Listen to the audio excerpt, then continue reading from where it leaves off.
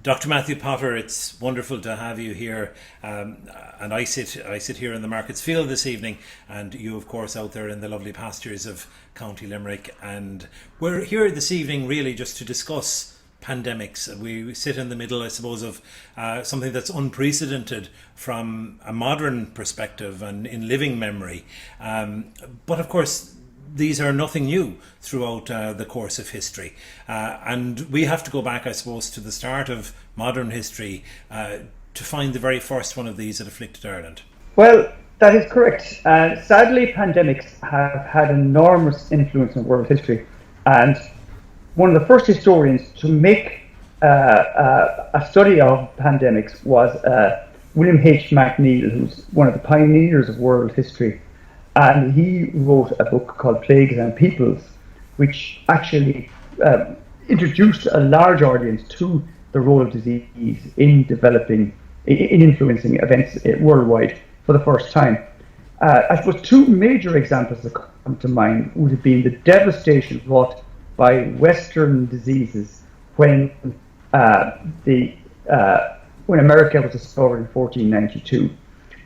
The Americas had been completely isolated from the rest of the world since human beings had first arrived there. So when the Spaniards, the Portuguese arrived, they brought with them a variety of illnesses and ailments that had been endemic in Europe and Asia and Africa for centuries. And there was therefore a certain immunity acquired to them. But when they were introduced to the Americas, the population had no immunity. And it's thought that the population of America North South was reduced by up to 90%.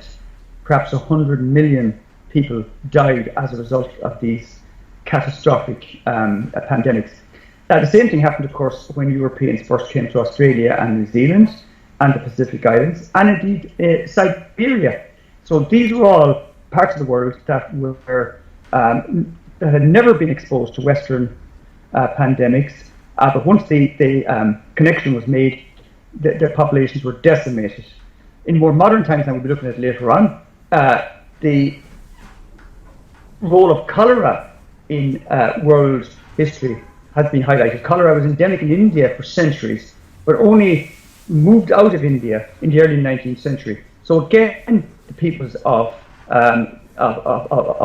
Europe and other parts of Asia had no immunity to cholera, and they died in enormous numbers.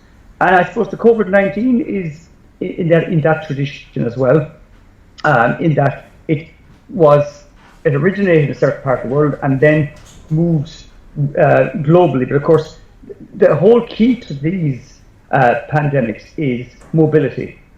When a serious disease can be chronic in a certain part of the world, such as cholera was in India, for example, or the bubonic plague was prevalent in parts of Central Asia. But then when they move out of the place of their incubation and development, they can wreak havoc. And in the case of the Black Death in the 14th century, the numbers that died could be measured in the tens of millions. And that's what makes, I suppose, the early plagues in Ireland that little bit more quizzical, because we didn't have a whole lot of trade with other countries, and we were very insular back in around the 500s. Well, the first recorded plague in Irish history is actually bubonic plague, and this occurred in 544, 545. Because of course the Irish annals are an incredible historical source, because the Irish annalists recorded just about everything that was going on, and so therefore we have some very accurate datings of the incidence of both disease and famine in Ireland in the early Middle Ages and the later Middle Ages as well, of course. This plague of 544 to 545 was actually bubonic plague. It was part of a worldwide pandemic called Justinian's plague, called after the Roman Emperor Justinian, who reigned from 529 to 565. And this plague devastated the entire Western world and caused almost as many deaths as the Great Black Death of the 14th century.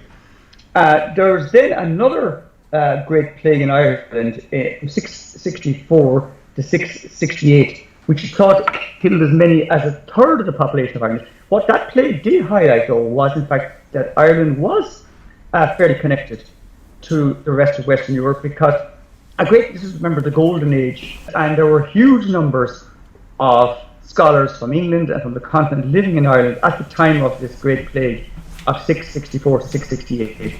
Of course, Matt, the American plagues are one thing, and we can see how people would have brought the viruses and the various diseases with them when they were discovering these new worlds.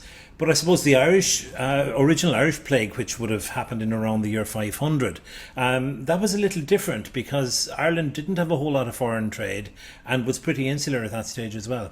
Well, that's an interesting point, actually, because some historians would argue that the reason that the Irish survived the onslaught of colonialism better, we'll say, than the Native Americans or the Aborigines in Australia or the Maoris is in fact that we had immunity to diseases that were endemic in Europe, because of course we were in Europe. So say, for example, in the 16th century, when and the time of Cromwell in the 17th century, when the English government made a sort of a fairly concerted effort to settle the country and to get rid of as many of the native Irish as they could, they didn't have the assistance of the pandemics, which they did have in their depredations in America. So the Irish were able to survive the Irish already were immune to diseases.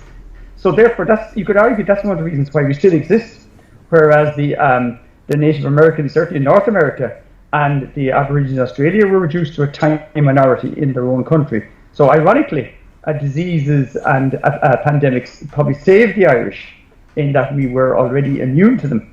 But you're quite right in what you say, though, that when Ireland was afflicted by plague in the 6th century AD, it was a very devastating event. This was known as Justinian's plague, called after the Roman Emperor Justinian, who reigned from 529 to 565 AD. It afflicted the whole of the old world, Europe, Africa, and Asia. It caused deaths of tens of millions of people, probably almost as many as the Black Death of the 14th century. The first reference to this plague in Ireland was 544, 545 AD. It recurred then in the later 550s. The Irish analysts, you see, were very accurate in reporting events. We have a pretty good account of what happened in Ireland even 1500 years ago by reference to the annals.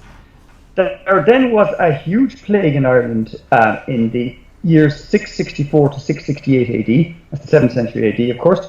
And actually, by that time, Ireland had much greater connectivity to the rest of Western Europe, because much of what we know about this plague, which is known as the Great Plague, actually, is due to the fact that many English and European visitors to Ireland were victims of this plague, and their deaths are recorded not only in the Irish annals, but also in the annals of contemporary English and European annalists. So this plague is thought to have killed as many as a third of the population of Ireland. Now, while Limerick as such did not exist, there was no Limerick city, there was no County Limerick, but what now Limerick County was inhabited by a population known as the Ifigenta. But we can be certain that Limerick, what is now Limerick, was afflicted by these terrible epidemics. And of course, Justinian's plague continued to afflict the world until around the year 800 AD, and Ireland was no exception. But then from about 800 AD to about 1345 AD, the old world, Europe, Africa and Asia, was relatively free of pandemics until the Black Death of the middle of the 14th century. And perhaps, that's probably this phrase that we keep hearing even today, this whole area of herd immunity at that point had probably built up to the level that it didn't afflict people anymore after that particular point, and that it took a completely new plague to actually bring us down. And that brings us in then into that awful period in European history around the Black Death. That's right. I suppose it's interesting to note that, first of all, there was a great famine in Europe between 1314 and 1318, which killed millions of people, and here in Ireland would have killed quite a lot of people as well, although it's hard to quantify the numbers. So the population was already weakened by the time of the Black Death's arrival, and it arrived in Ireland in 1348. It came to Limerick in 1349, and it is thought that between 40 and 50% of the population of Limerick would have died, Limerick City that is, would have died as a result of the Bubonic Plague. And the Bubonic Plague is another example of how connectivity had actually brought about a pandemic, because for centuries China and Europe had little or no contact except through indirect contacts. But the great Genghis Khan and the Mongols had established a world empire that stretched from Korea over to Hungary. And for the first time in human history, China was connected with Europe. These would have been the Silk Routes, yes. Yes. And the result was, of course, the beginning of the worst pandemic in world history, the Black Death, because it originated on the Mongolian steppes and was brought to Western Europe then by the Mongols. And as you mentioned already, it was devastating in its consequences because there was no immunity. And a famous Irish friar called John Klin, who was based in Kilkenny, he recorded the Black Death as it afflicted his locality and afflicted his own particular monastery. And then, of course, the record goes dead. He recorded a particular sequence of events, and then there's no more, because John Klin himself died of the plague. But the sad thing about the plague was it didn't just come in 1340, 49 in American finish. I think it continues about 1351. It kept coming back then. It recurred a number of times, particularly in 1361. Everybody thought around 1351, oh, that's the plague is gone, that's great now. Thousands of people died, but we can get back to normal. But again, there was no new normal because, in fact, it recurred in 1361. It actually caused more destruction the second time around because people were absolutely horrified it was back again. It kept coming back then until by 1400 the population of Limerick was only about half of what it had been before the plague. And of course it then continued to recur in succeeding centuries until the final instance of the bubonic plague in Ireland was as a result of Cromwell. Of course, Cromwell, we can blame him for a lot of things because of the massacres that he carried out, but he also was responsible for bringing both famine and plague to Ireland in the 1350s because inevitably war, famine and plague travelled together. And during his terrible campaign in Ireland from 1649 to 1650, the numbers that died as a result of famine and disease were almost as great as those that were killed in battle. And after the departure of Cromwell from Ireland in 1650, his son-in-law Ireton was at the head of the Cromwellian forces. He led the Cromwellian army to Limerick in 1651. After a 3-month siege, the city was captured.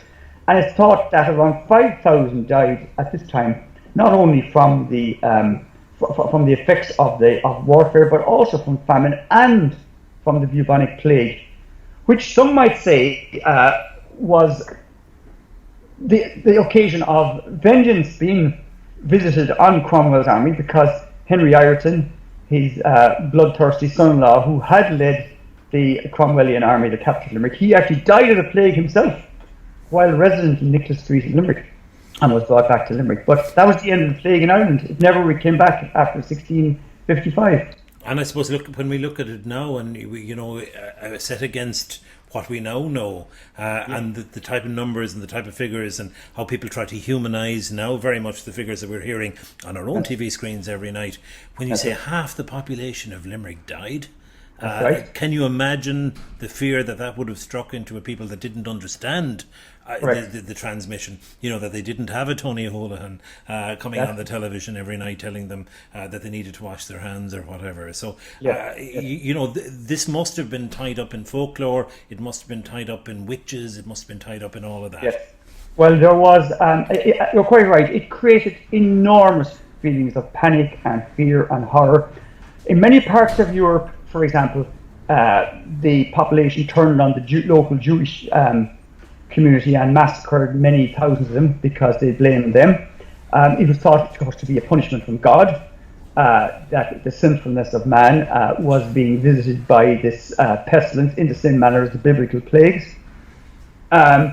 It was thought also to be a judgment on the wickedness of various rulers of the time. For example, the period of the plague, of the Black Death, was also the period of the 100 Years' War between England and France. But the horrible thing was, of course, that they didn't stop. The war did not stop because of the plague. They just stopped fighting for a few years. But then once the plague had diminished, they resumed their bloodthirsty warfare again. And of course, the whole of European civilization was affected by the Bubonic Plague, and Ireland was no exception. In Ireland, it had one of the major results it had in Ireland was that the Anglo-Norman advance was very much arrested because the plague affected the Anglo-Normans much more than the Irish. The Irish didn't live in towns to any great extent. They lived in scattered rural settlements. Therefore, they were much less likely to be infected. On the other hand, the Anglo-Normans lived in cities like Limerick, like Cork, like Waterford, like Dublin. They died in greater numbers. Of course, the Irish then took this to mean that God was on their side, that the cursed Gauls, the Norman invaders, the Anglo-Norman invaders, they were suffering God's punishment. And of course, this then gave the native Irish a great deal of encouragement in their recovery of their lands from the invaders. Sounds like a great narrative anyway for them in any respect. So we move on then, Matt, and of course we all know, and history has taught us of the great famines right. in Ireland, and of course the main great famine that we all think of, but there were famines before that, and I know there were famines in the 1700s particularly. Yes, there was a huge famine in Ireland from 1740 to 1741. Which again is thought to have killed about 400,000 or 500,000 people. The reason it's forgotten completely almost is because, of course, it was dwarfed by the Great Famine of 100 years later. But again, there are horrific accounts of the numbers who died of both starvation and also of disease, because, of course, it is thought that more died of disease in the Great Famines of the 1740s and the 1840s than died from from actual starvation. Then, of course, between the two great Irish famines of the 1740s and 1840s, there was the arrival of perhaps the most virulent disease since the bubonic plague, which was cholera. And cholera had been confined to India for centuries. Then, as a result, largely, in fact, it has to be said, of the British establishing their control over India, it began then to spread to Western Europe. And when it arrived in 1831-32 in Western Europe, its effect was similar to that of the bubonic plague. There was no immunity to it. People died in huge numbers. The great cholera epidemic, as it's called, of 1832 in Ireland, is thought to have killed between 30 and 50,000 people, which again was an enormous number of casualties. The difference, of course, being by the 1830s, there was now a greater understanding of how pandemics worked, whereas in the time of the Black Death, it was thought to be the will of God, God's punishment, and so on. Medical knowledge, while still not, of course, at the level it was to become later on, by the early 19th century, it had advanced to the point where, for example, people were aware that quarantine was an important way of slowing down infection. And of course, the bubonic plague from the middle of the 14th century onwards had accustomed Europeans to dealing with these terrible epidemics. So they had a whole suite of measures they could take, such as, for example, they would quarantine areas if the plague broke out or cholera broke out in a particular town or village. They would seal off the whole area. They would actually seal off particular parts of towns. So to that extent, they were better equipped, and The cholera epidemic afflicted Limerick, of course, in 1832 to a large extent as well. Huge numbers died, and of course it was noted that the numbers that died from the poorer parts of Limerick were greater than the richer parts. That was incidentally one of the reasons as well why cholera struck fear into so many people, because there were chronic diseases around for centuries, such as dysentery, typhus, smallpox. Now, people didn't exactly ignore them, but they were used to coping with them. And in particular, the upper classes were much less likely to contract them than the lower classes, because contrary to what one might learn, or rather pick up from the likes of the horrible histories, the well-to-do throughout the Middle Ages and into the early modern period were conscious of hygiene. They did bathe frequently. They did look after their clothing and their houses. So they were much less likely to pick up these infections than the poorer classes. When cholera arrived, it's a waterborne disease, of course. It afflicted all classes, including the upper classes. So, for example, the Grand Duke Constantine, the notoriously tyrannical brother of the Tsar of Russia, who was Governor General of Poland, he died of cholera in 1831. I mean, people like him didn't normally die of diseases that the poor died of. So the fact that the wealthy were being affected caused a huge panic, and also, of course, speeded up the search for a cure. So that by the end of the 19th century, while cholera did keep coming back, like the bubonic plague, they had actually discovered that it was waterborne. And of course, one of the main ways of combating cholera was to provide a decent water supply, which Limerick did acquire well before the end of the 19th century. So then the cholera, while continuing to be a serious killer, was far less of a threat than it had been when it first arrived. And that, I suppose, brings us nicely into the early part then of the 20th century. And right. I suppose we had come through a period of British imperialism all the way through the 1800s, and you had the Boer War, and that then led into the First World War. But an interesting number, I suppose, is that more people died in the so-called Spanish flu, and I call it so-called Spanish flu, of 1918, 1919, 1920, than died in the whole of the First World War. Correct. I suppose to look at the nomenclature first, the Spanish flu was so-called because during the strict censorship period of the First World War, news of epidemics, of illnesses, of anything at all that was deemed to be damaging to morale was not made known to the general population. In actual fact, the Spanish flu, so-called, is thought to have originated perhaps on the Western Front. It certainly did not start in Spain, but the first reports of it came from Spain because Spain was neutral in the First World War, and therefore censorship did not apply to Spain. So for this reason, it became known as the Spanish flu. But it had a mortality on a par with the bubonic plague, insofar as between 50 and 100 million people died worldwide of the Spanish flu. Of course, you must remember the population of the world was far greater in the early 20th century than it had been in the 14th century. So that, say, I think 75 million died of the bubonic plague in the 14th century. The world population was about 350 million. Whereas by the time of the Spanish flu, 50 or 100 million died, but the population of the world was about 1.25 billion. So the proportion of the world's population that died was much less. That, of course, didn't make it any less terrible. Here in Ireland, the official number of casualties for the Spanish flu was 20,000. That, again, would be compared favourably with the 50,000 that died of the first great cholera epidemic, but it's thought that the 20,000 is an underestimate. It could be more like 25 to 40,000 that died.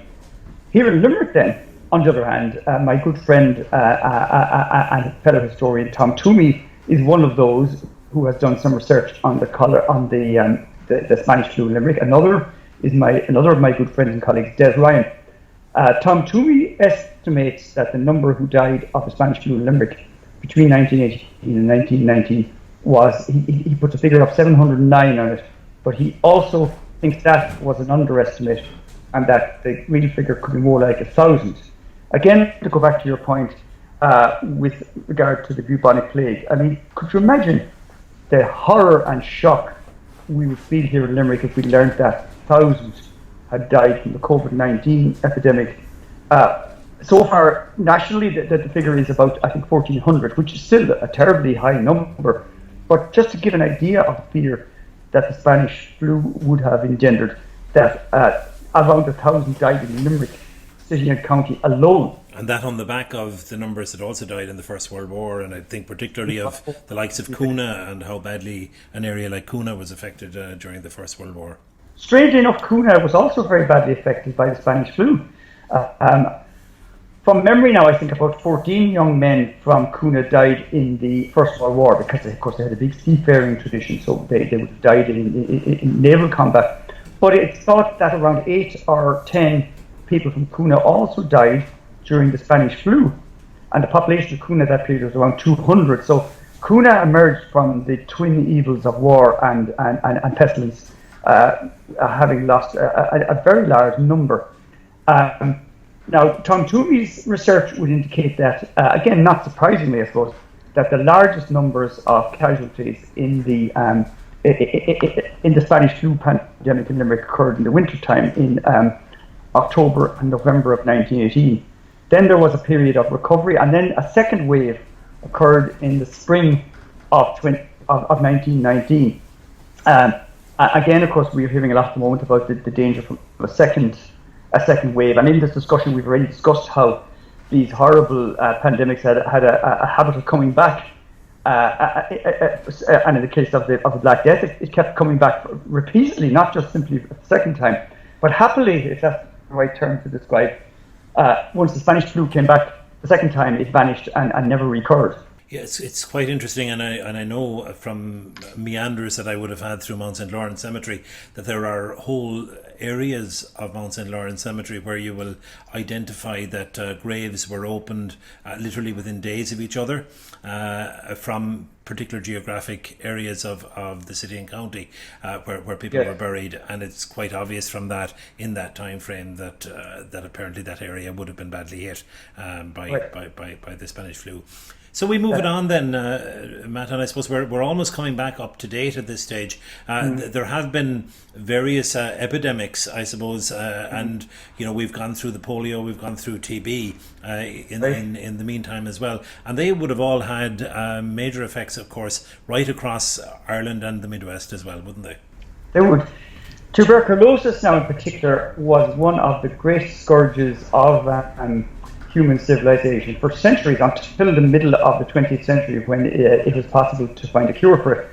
And it's interesting to note that while the bubonic plague was called the Black Death, the simple reason it was called the Black Death was because the unfortunate victims, their bodies were afflicted by these sort of black, sort of horrible lumps all over their bodies. The tuberculosis was known as the White Death, or the White Plague, in more or less as a contrast to the Black Death. It would have been, of course, a chronic condition in that it was around for centuries, but that didn't, of course, mean it was any less feared. And the numbers who died cumulatively over the centuries come to several hundred million. Here in Ireland, whole families, of course, were decimated by tuberculosis. You mentioned Mount St. Lawrence Cemetery, and that brings me to a very interesting example of quite a well-known Limerick family that was devastated. If you look at Michael R. Cleary, the founder of Cleary's department store in Dublin, he's buried in Mount St. Lawrence Cemetery, and his grave is marked by an enormous Celtic cross, very close to the mortuary chapel. But if you look closely at the monument, you will see that poor Michael Cleary buried his wife and all of his children before he himself died. All of his children except one who survived him, and his wife and all of the children died of tuberculosis. From memory, I think there may have been 7 or 8 children. So when you think that Michael R. Cleary, a man of considerable wealth, a man who would have had access to good diet and would have had lived in very clean and very hygienic conditions, but yet his family were decimated, were actually destroyed by the White Plague, by TB. And for anybody that's looking to locate that grave, it's actually located on the right hand side of the chapel as you come up the main road into Mount St. Lawrence Cemetery. Quite an interesting grave, and actually there's quite a few captains of industry located around him. The O'Callaghan grave is there as well at on that side. So Matt, I suppose TB ravaged the country, and of course TB and Noel Brown are two terms that are put in the same sentence always, aren't they? They are, because it was Noel Brown. I mean, the cure had been available for some years before Noel Brown came on the scene, but it was Noel Brown who put in place the infrastructure, really, and committed the expenditure to actually tackling it, so that during his period as Minister of Health from 1948 to 1951, the mortality was severely reduced, and continued then to decline steadily then in succeeding decades, right through the 1950s and 60s. Of course, this would have been the case worldwide at the time. One of the interesting developments of the 20th century was the development of what were known as sanatoria. The sanatorium was a purpose-built hospital for the treatment of TB, and a lot of the cure as well as medication was thought to consist of fresh air and exposure to plenty of sunlight, and also, of course, it also meant that the TB patients were separated, quarantined, as it were, from the rest of the population as well. Of course, there was a big stigma in having TB at this period because it was highly contagious.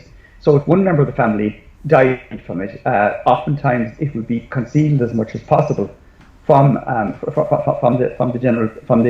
neighbours and so on. But it ravaged, a lot of families, and I suppose one of the most famous families in the 19th century that was ravaged by TB were the Brontes, of course, the famous literary family of Haworth in Yorkshire. They all died of they eventually all died of TB. In fact, poor old Reverend Patrick Bronte, who was incidentally from County Down, he survived all of his children because they all died of tuberculosis. Just musing here around TB, and I suppose the coincidence, and maybe it's more than a coincidence, that TB arrived on so quickly after the end of the Second World War, and that the Spanish flu had arrived so quickly after the ending of the First World War. I'm sure that they're not unrelated. They're not. Warfare always resulted in an increase in mortality from obviously from battle casualties, but also from famine and from disease, because the three went together the whole time. And if you look, for example, at some of the greatest conflagrations in history, the notorious 30 Years' War from 1618 to 1648, which killed more people than any other war in European history, except for the First and Second World Wars. In fact, some historians think that the 30 Years' War killed more than was killed in the First World War. But the vast bulk of the casualties were, in fact, from starvation and from disease, because armies moved around, bringing disease with them. They also, of course, devastated crops, which in turn caused famine. Famine then, of course, also weakened the population and then made them more susceptible to disease. The three kind of fed off each other, really. And I suppose to go back to the example of America, which is very interesting. When the Spaniards arrived, when Columbus and his colleagues arrived in America, initially the Native Americans would not have, they would never have, of course, have encountered Europeans before. Initially, they were completely taken aback by the fact that these people had arrived apparently by sea, which was not a mode of transport they used very much. They were riding horses, which they had no familiarity with. They had wheels, which they had never seen before. But then, when these people were able to move in and start conquering them, but then native people began to die of disease, it seemed to be again a visitation from from not in their case from God, but from their gods. So when you see your own people were dying off like flies, these superhumans that had arrived were riding these strange creatures called horses, and they had wheels and they had guns, of course, which the Native Americans didn't have. They weren't dying of disease, of course. I mean, what were you to think? It was the same. It was always the same as this Martians arrived. And incidentally, there's a very interesting thing as well, where in the classic tale, The War of the Worlds by H.G. Wells, when these terrible Martians arrive, the reverse happens actually. They cannot be defeated by the peoples of the earth, the Earthlings, but it's human viruses and germs that kill them. So just when the human race is giving up in despair, these awful creatures begin to die because they have no immunity to our illnesses. Do you think this would be a good point to call a halt? I think we're in danger of depressing all of our viewers because they're not content with having to deal with COVID-19, and they're now being told that it's actually one of the mildest pandemics in human history. So I think you're right. Matt, as always, it's been an absolute pleasure talking to you, and I'm sure we'll pick this one up again sometime. Thanks so much. Thank you so much, and thank you. God bless.